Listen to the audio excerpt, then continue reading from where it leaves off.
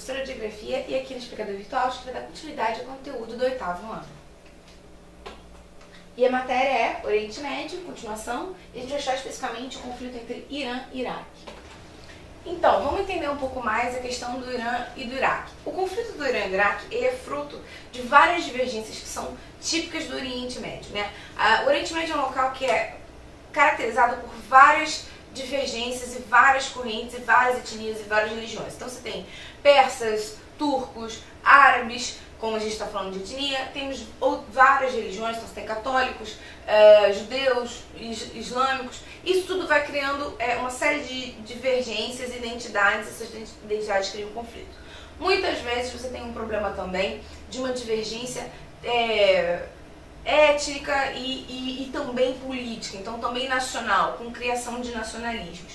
No caso da guerra do Irã e Iraque, existe toda uma questão nacional, são duas nações diferentes, apesar de eles terem semelhanças e dividirem a mesma religião, mas eu também tenho questões étnicas que vão se colocar aqui, para lembrar que a gente tem persas de um lado, quando a gente está falando de Irã, e a gente tem árabes de um outro, quando a gente está falando de Iraque, e também principalmente as questões nacionais, né? Você tem divergências nacionais que vão crescer e que vão se mostrar bastante significativas. No caso do Irã e do Iraque, a gente tem que lembrar que o Irã acabou de passar por uma revolução, lembrando a Revolução Iraniana. A Revolução Iraniana é a instalação, né? Você vai instaurar um processo de teocracia num país que estava apresentando um processo de abertura e ocidentalização. Quando existe esse processo, isso é uma ruptura, isso causa um certo temor, porque esse processo ele é liderado, né, com o apoio do povo, obviamente, mas ele é liderado pelos chefes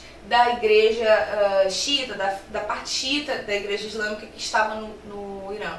Então são os ayatollahs. Então é um movimento religioso, é um movimento xiita religioso, e para lembrar, dentro dos islâmicos existe uma divisão. De um lado estão os xiitas, que acreditam na descendência direta de Maomé e que acreditam que somente o Corão ou o Alcorão são as formas de você entender a palavra do profeta, enquanto que os sunitas vão acreditar também nas Sunas, que é um outro livro, é um livro como se fosse um diário do Maomé, que também é levado em consideração na hora que você está observando, seguindo as palavras e os preceitos do profeta. Essa divergência vai gerar também uma certa rivalidade entre esses dois grupos. Como essa Revolução Iraniana, além de ter um caráter de teocracia e ter rompido com esse processo de ocidentalização, né, que vai inclusive incomodar bastante os Estados Unidos, essa revolução também é uma revolução xiita, então os sunitas vão ficar bastante incomodados. Então é bom lembrar que no caso do Irã a gente tem o povo de maioria xiita e a coordenação, né, e a liderança também xiita, da parte xiita da igreja islâmica, né, da religião. Então o Ayatollah está tudo na linha dos xiitas. Quando a gente vai falar no Iraque, a gente tem uma boa parte da população iraquiana que é xiita, mas o Saddam Hussein, que era o ditador na época, ele era de maioria sunita. Então existe um medo de que essa revolução iraniana xiita, esse movimento religioso, chegasse ao Iraque e ele perdesse o poder. Isso é um medo que vai se disseminar não só pelo Iraque, mas em vários locais. Então, são as bases que a gente tem. E é claro que o Ocidente não gosta nada de ter suas relações, né, de ter esses bloqueios econômicos e esse processo de fechamento que o Irã vai colocar a partir da sua revolução. Então, existe um medo de que a Revolução Iraniana servisse de molde para várias outras revoluções e que isso causasse um processo de fechamento econômico do Oriente Médio. E o Oriente Médio é uma área estratégica, principalmente pela utilização do petróleo.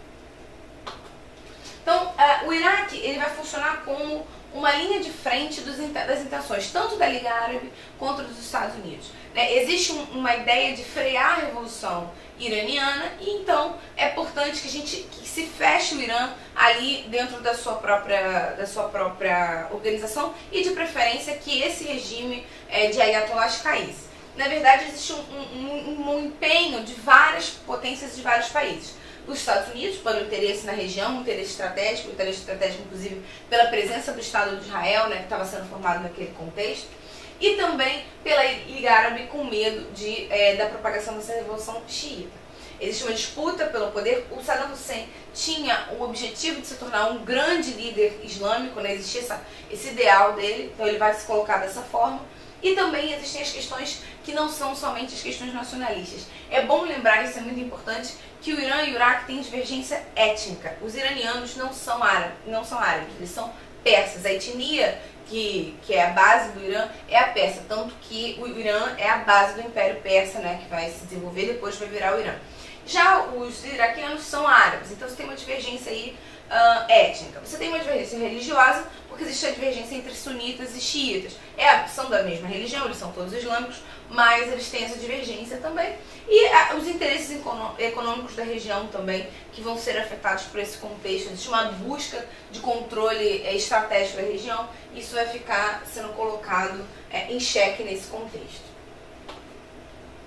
Bom, aqui a gente tem o Saddam Hussein, que vai se configurar como uma figura que nesse primeiro momento, aqui dá pra gente ver bastante como é diferente quando um ditador tem apoio dos Estados Unidos e quando não é. Nesse momento ele tem apoio dos Estados Unidos, depois ele não vai ter mais, mas ele se coloca como uma figura de autoridade e tem o objetivo de ser o grande líder da nação islâmica, né? Existe todo um processo de criação de uma grande nação islâmica, de uma irmandade muçulmana, e o Saddam Hussein tinha essa intenção, né? Ele era uma figura centralizadora, ditador, então ele queria esse controle.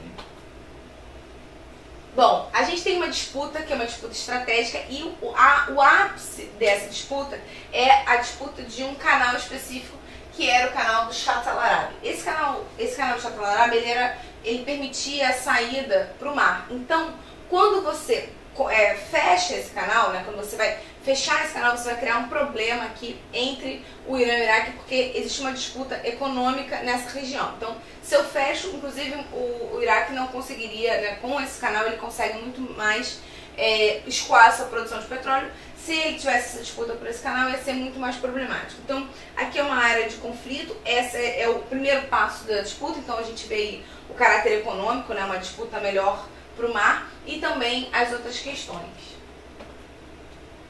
Bom, esse conflito está no contexto de Guerra Fria. Muitos conflitos que a gente vai ver, tanto na África quanto no Oriente Médio, são conflitos que têm origem, que a Guerra Fria tem a sua importância, até mesmo porque eles acabam armando projetos diferentes. Para as superpotências é muito bom, porque um lado dos Estados Unidos, como a gente viu, estava apoiando o Iraque, o outro lado é armado pela União Soviética e existe um comércio muito bom.